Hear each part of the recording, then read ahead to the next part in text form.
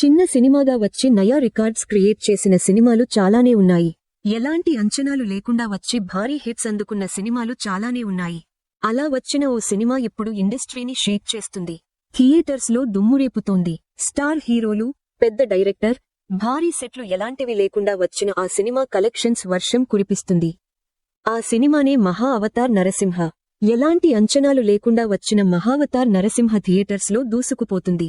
ప్రేక్షకులు ఈ సినిమా చూడటానికి ప్రేక్షకుల ఆసక్తి చూపిస్తున్నారు. ఇప్పుడు ఎక్కడ చూసిన మహావతార్ నరసింహ సినిమా గురించే మాట్లాడుతున్నారు. సోషల్ మీడియా ఓపెన్ చేస్తే చాలు మొత్తం మహావతార్ నరసింహ సినిమా వీడియోలే కనిపిస్తున్నాయి. చిన్న పెద్ద అందరూ ఈ సినిమా చూడటానికి ఆసక్తి చూపిస్తున్నారు. మహావిష్ణువు దశావతారాల ఆధారంగా 10 ఏళ్లపాటు వరుసగా సినిమాలు రూపొందనున్నాయి. మహావతార్ సినిమాటిక్ యూనివర్స్ పేరుతో మేకర్స్ ఏడాదికి ఓ సినిమాను విడుదల చేయనున్నారు. ఇక మహావతార్ సినిమా కలెక్షన్స్ పరంగానూ రికార్డ్ క్రియేట్ చేస్తుంది.